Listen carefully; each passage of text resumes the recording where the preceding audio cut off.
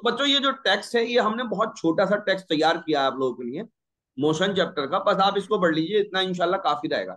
एक तो ये motion is a change in position of an object. Motion basically change in position का नाम है। अगर वो पोजीशन चेंज हो रही है कंटिन्यूअसली या धीरे धीरे भी चेंज हो रही है और पार्ट्स में भी चेंज हो रही है, तो भी हम ये मानेंगे कि वो बेसिकली जो पर्टिकुलर ऑब्जेक्ट है वो मोशन के अंदर है। Motion in a straight line, straight line का क्या मतलब है? जैसे गोली चलती है ना सीधे रास्ते पे, बिल्कुल सीधी, ऐसे ही वो बेसिकली क्या है कि motion in a straight line कहते हैं उसको। जैसे ट्रेन चलती है स्ट्रेट लाइन के अंदर, जैसे प्लेन चलता है स्ट्रेट लाइन के अंदर, बात समझ में आई? उसी को बोलते हैं motion in a straight line. जैसे कोई कोई शख्स बाइक चला रहा है आपके मेन है ना स्ट्रेट रोड के ऊपर, तो उसको बोलेंगे motion in a straight line. Straight line में जब मोशन होता है, सब बच्चे नोट करेंगे अपनी कॉपी के अंदर, जब मोशन स्ट्रेट लाइन के अंदर होता है तो डिस्टेंस और डिस्प्लेसमेंट दोनों बराबर होता है। सब बच्चे नोट कर रहे हैं? अरे बोलो, अरे बोलते तो क्यों नहीं हो तुम लोग? जब स्ट्रेट लाइन में यस मोशन सर। होता है तो डिस्टेंस और डिस्प्लेसमेंट बराबर होता है, इतना नोट करना है भाई, इसमें क्या दिक्कत है? यूनिफॉर्म मोशन, यूनिफॉर्म मोशन क्या होता है? जब बराबर की दूरी पर, बराबर की दूरी बराबर के टाइम में कोई ऑब्जेक्ट ट्रेवल कर रहा होता है, तो उसको बोलते हैं यूनिफॉर्म मोशन। अच्छा मैं एक बार करके दिखा देता हूँ इसको, चलो यूनिफॉर्म मोशन क्या होता है। यूनिफॉर्म मोशन का मतलब क्या होता है बच्चों? एक तो ये नीचे को चले जाए। यूनिफॉर्म मोशन का मतलब होता है कि कोई बच्चा फॉर एग्जाम्पल ऐसे करके दौड़ रहा है, बात समझ में आई? तो ये यहां से लेकर यहां तक, सपोज करो 5 मीटर जाता है 1 सेकंड में, तो अगला 5 मीटर भी ये बेसिकली यहां से लेकर यहां तक 1 सेकंड में ही जाए। तो equal distance in equal interval of time में जब ट्रेवल होने लगता है, तो हम बोलते हैं उसको क्या बोलते हैं? यूनिफॉर्म मोशन बोलते हैं। Uniform motion. इसको क्या बोलते हैं? यूनिफॉर्म मोशन बोलते हैं। बात समझ में आ गई?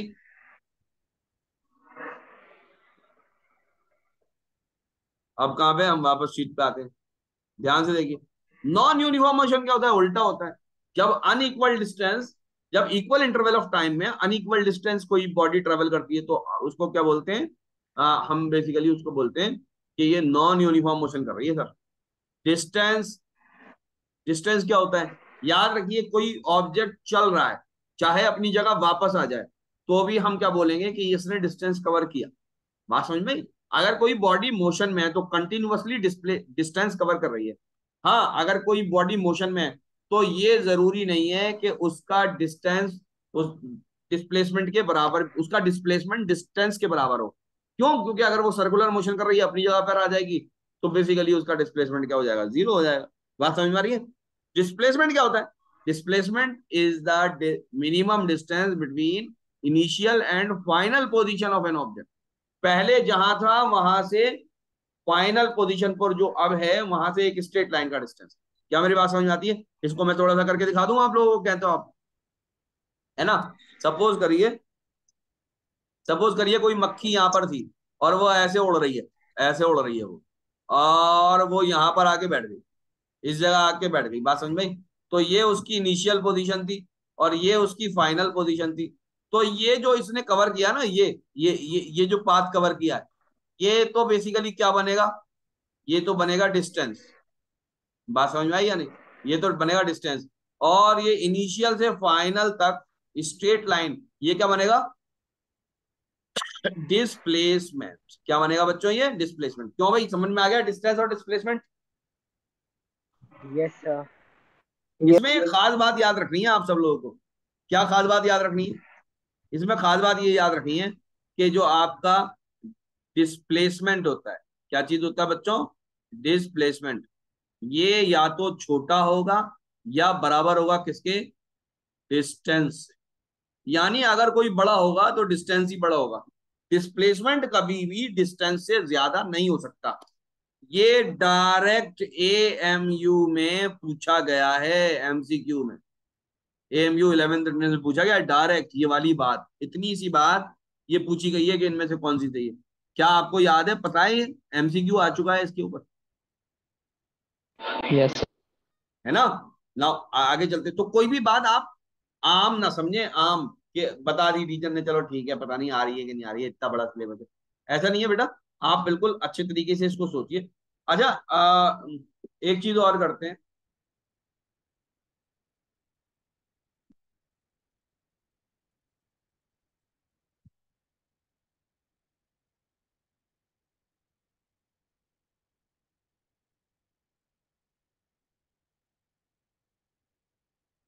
एक तो ये गायब क्यों यार, पीछे क्यों चला जाता है, ये मेरी समझ में नहीं। आ गया, ध्यान से सुनिएगा। क्या पढ़ा रहा था मैं? एवरेज वेलोसिटी, क्या पढ़ाना था? एवरेज स्पीड या वेलोसिटी, एवरेज स्पीड या एवरेज वेलोसिटी, ये इंपॉर्टेंट टॉपिक्स में से है, ये बात याद रखिए। क्या सबके समझ में आ रहा है? कितने कौन से टॉपिक में से? इंपॉर्टेंट टॉपिक्स में से एवरेज स्पीड या एवरेज वेलोसिटी। क्यों भाई? सबको पता है ना एवरेज स्पीड क्या होती है? एवरेज स्पीड, एवरेज स्पीड होती है, एवरेज स्पीड क्या होती है बताओ जल्दी से? Total displacement, let me correct it, है ना, क्या होती है? टोटल डिस्टेंस या डिस्प्लेसमेंट, बात समझ में आई? या total displacement divided by total time take. जब स्पीड निकालेंगे तो डिस्टेंस रख देंगे, जब आपके वेलोसिटी निकालेंगे, एवरेज वेलोसिटी निकालेंगे तो डिस्प्लेसमेंट रख देंगे, और नीचे क्या होगा? Total time. क्या मेरी बात समझ में आ रही है सब बच्चों के? बोलो। अकरम उस्मानी, साहिल अख्तर और मुस्तकीम। Yes sir. क्यों भाई, साहिल समझ में आ रही है बात? Yes sir. ताजिर, ताजिर तुम्हारे समझ में आ रही है? जुल्फिकार।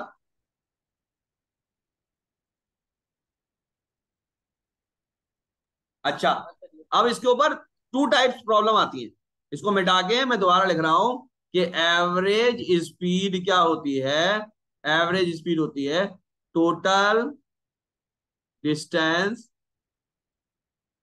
Upon total time. बात समझ में आई? Total distance upon total time अगर हम लगा दें तो ये बेसिकली एवरेज स्पीड आती है। अब इसमें टू टाइप्स की प्रॉब्लम आती है, टू टाइप्स की। तो टाइप वन में डिस्कस कर रहा हूं, टाइप वन। टाइप वन क्या होती है? जैसे टाइप वन क्या होती है, फर्ज कीजिए कि मैं अपने होम से, अपने होम से जा रहा हूं अपने स्कूल, अपने कहाँ जा रहा हूं बच्चों? स्कूल जा रहा हूं। तो वहां से मैं स्ट्रेट लाइन में जाता हूं, लेकिन यहां से लेकर यहां तक जाने में मैंने क्या काम किया है कि आधा डिस्टेंस, यानी यहां से लेकर यहां तक आधा डिस्टेंस तो मैं U1 स्पीड से चलाऊं, और बाकी का आधा डिस्टेंस U2 स्पीड से चलाऊं, है ना। बच्चों टोटल डिस्टेंस कितना था? सपोज करो टोटल डिस्टेंस यहां से यहां तक x था, ठीक है। तो x/2 डिस्टेंस तो मैं U1 स्पीड से चलाऊं, और x/2 डिस्टेंस दूसरा वाला U2 स्पीड से चलाऊं। अगर मुझे ऐसी प्रॉब्लम आई कि आधा आधा डिस्टेंस बटा हुआ है, तो इस वक्त जो एवरेज स्पीड निकालने का फार्मूला होगा वो कैसा होगा? एवरेज स्पीड को निकालने का तरीका क्या होगा बताओ? 2U1 U2 upon U1 plus U2। इसको याद रखना है, ये बहुत इंपॉर्टेंट फार्मूला है। कब रखते हैं इसको? जब इक्वल डिस्टेंस में, दो इक्वल डिस्टेंस में टोटल जर्नी बटी हुई हो। अगर आप ऐसे नहीं लिखना चाहते तो ये वाला जो फार्मूला है ना, ये एवरग्रीन फार्मूला है, एवरग्रीन फार्मूला। ये हर दिन, हर रात, हर शाम में काम करेगा। बात समझ में आ रही है? यारी हर प्रॉब्लम में काम करेगा ये एवरेज स्पीड वेलोसिटी वाली। बात समझ में आई? लेकिन आप बेसिकली अगर शॉर्ट फार्मूला चाहते हैं जो बेसिकली जल्दी से निकाल दे, तो वो यही वाला है, ये जो दे रखा है। इसमें क्या खास बात है इस वाले फार्मूले में? ना आपको डिस्टेंस निकालना, ना टाइम निकालना, सिर्फ सिर्फ और सिर्फ स्पीड में काम हो जाएगा, है ना। अब टाइप टू की बात कर लूं। बच्चों कुछ फायदा हुआ, समझ में आया ये क्या मैं कहना चाह रहा हूं बेटा? गाजी, अरकान, मारिया, यस ताजिर, सर। निम्मी, ये जी मैंने जो सर। समझाया है इस टाइम, ये बहुत आपको इंपॉर्टेंट बात समझाइए। तर आप फातिमा, समझ में आया बेटा मैं क्या कह रहा हूं? कि स्पीड, एवरेज स्पीड यस निकालनी सर। है, तो ये वाला फार्मूला कब रखेंगे? जब डिस्टेंस दो बराबर के हिस्सों में बटा हुआ हो तब रखेंगे ये। ठीक है? नहीं आ रही समझ में? अच्छा, अब दूसरी टाइप करते हैं हम। ठीक है, लाइन खींच दी है मैंने। अब मैं इंक लेता हूं, कौन सी? ब्लू इंक ले लेता हूं। सपोज करिए ये मेरा क्या चीज है? होम। क्या चीज है? होम। और ये मान लीजिए मेरा है स्कूल। है ना? क्या चीज है? स्कूल। मैं होम से चला स्कूल। बात समझ में आई? और यहां से यहां तक मुझे टी आवर्स लगे। टी आवर्स लगे। यहां से यहां तक मुझे कितने आवर्स लगे बच्चों? टी, यानी कि मान लो 10 घंटे लगे। मान लो 10 घंटे लगे। तो अब मुझसे यूं कहा जाए कि T/2 आवर्स, फर्ज करो मैं T/2 आवर्स यहां तक चला, और यहां तक मेरी वेलोसिटी थी U1, और बाकी के T/2 आवर्स मैं चला U2 वेलोसिटी से। तो इस वक्त मेरी वेलोसिटी निकालिए, एवरेज वेलोसिटी। तो इस वक्त जो एवरेज वेलोसिटी होगी या एवरेज स्पीड होगी, वो किसके बराबर होगी? वो बराबर होगी U1 प्लस U2/2। ये बहुत इंपॉर्टेंट बात है बच्चों, इसको नोट करने वाली है। अगर आप नोट नहीं करना चाहते, मैं अपना एक वीडियो लेक्चर और है बोर्ड वाला, वो आपको दे दूंगा, वो आपके काम आए। क्या ये बात सबके समझ में आ गई कि हम दो कौन से फार्मूले लगाते हैं एवरेज स्पीड के लिए? Yes sir. कब कब लगाते हैं? जरा जल्दी से बता दो बोल के। मैं भी तो देखूं मेरी बात कितनों की समझ में आ रही है। जब दो स्पीड दिया होगा दो तब। स्पीड तो देंगे ही। दो स्पीड दिया हो, अगर डिस्टेंस दो भागों में तोड़ रखा हो, जैसे यहाँ पे पहले वाले केस में तोड़ रखा है, तो ये फार्मूला लगाएंगे। और अगर और टाइम दूसरे दो केस भागों में में तोड़ जब रखा टाइम हो, डिवाइड हो। अगर टाइम दो बराबर के भागों में डिवाइड हो, तो फिर ये वाला फार्मूला लगाएंगे। आगे वाली शीट पर लिख रहा हूं, आगे वाली शीट, अगली वाली शीट पर लिख रहा हूं, ध्यान से देखो। If distance is divided into, अरे ये खदर बदर मत किया करो सभी, बंद म्यूट रखा करो अपने आप को। इन टू इक्वल पार्ट्स। अगर डिस्टेंस दो इक्वल पार्ट्स में डिवाइड किया हुआ है, तो कौन सा फार्मूला लगाएंगे एवरेज स्पीड के लिए? Average speed will be equal to 2U1 U2 upon U1 plus U2। Plus. है ना? ये तो पहली बात हो गई। अगर if time is divided into equal intervals, अगर टाइम दो इक्वल इंटरवल में डिवाइडेड है, तो एवरेज स्पीड का कौन सा फार्मूला लगाएंगे जरा जल्दी से बताओ? U1 plus U2 U1 upon plus U2 1+C2/2। Upon 2। अगर कंफ्यूजन हो जाए, अगर कंफ्यूजन हो जाए कि मैं क्या लगाऊंगा, तो फिर हमेशा एवरेज स्पीड का एक फार्मूला काम करेगा। कौन सा काम करेगा? Total total distance displacement upon total time. Upon, total time. बोलो कितनों की समझ में आ गया? Tarab, Ghazi Arkan, Nimmi, Tajir, yes sir. Maria, Irtiqa, sir समझ में आ हैदर, गया। समझ में आ रहा है बेटा? सर एक बार दोबारा बताइए तो। बेटा ये जो लिखा हुआ है ये समझ में नहीं आ रहा, ये जो लिखा है यहाँ पर?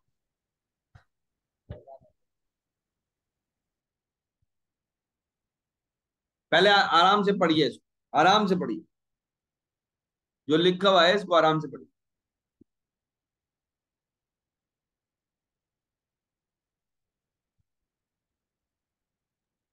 आ रहा है? अगर अगर सभी जी। इक्वल हाफ में डिवाइड हो तब क्या करेंगे? क्या चीज? अगर 3 पार्ट्स में divided to distance three three part में, अभी थ्री पार्ट के लिए नहीं बताया मैंने, थ्री पार्ट के लिए अलग मसला है। थ्री पार्ट में आएगा, आने की चांस भी बहुत कम है AMU 11th एंट्रेंस में। अगर थ्री पार्ट में आता है तो फिर आप यही वाला कर लेना, ये वाला जो आखिरी दिखा रखा है। थ्री पार्ट में इसमें तो यही बात रहेगी टाइम वाले में। यहाँ मामला बिगड़ जाएगा, यहाँ का जो फार्मूला बनेगा वो अलग बनेगा। ठीक है, तो वो उसकी थ्री पार्ट में अभी आपको सीखने की जरूरत नहीं है, आप टू पार्ट का ही सीख जाओ, ये काफी है फिलहाल। ठीक है ना, और थ्री पार्ट का आ जाए तो फिर ये वाला जो तीसरा फार्मूला है इसको लगा देना। ठीक है, तो आज हम यही वाइंड अप करते हैं बच्चों, अच्छा खासा टाइम हो गया है ना। कल इंशाल्लाह ताला फिर आगे की बात चलेगी। बोलो, बात समझ में आती है? तुम लोगों को फायदा हो रहा है भी क्लास से या नहीं? Yes sir. फायदा हो रहा है ना? जी बच्चों एक सर। बात याद रखना कि हम जो है जब इंट्रेंस हो जाएगा तो उसके बाद हम 11th और 12th का नया बैच स्टार्ट करेंगे।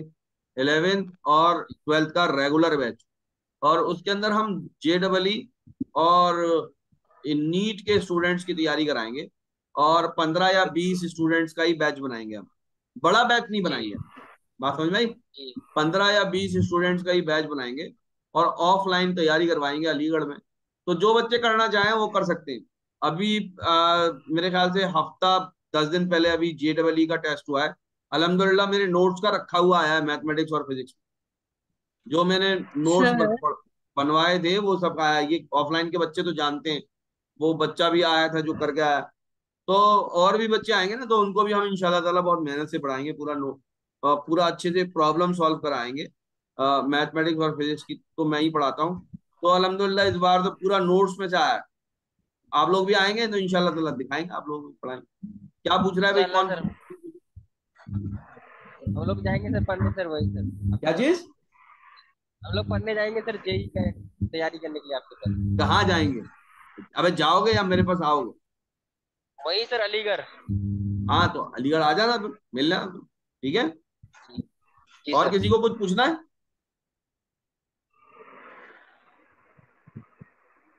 ठीक है, तो फिर होती है, कल मुलाकात होगी इंशाल्लाह। ठीक है, ओके, अल्लाह।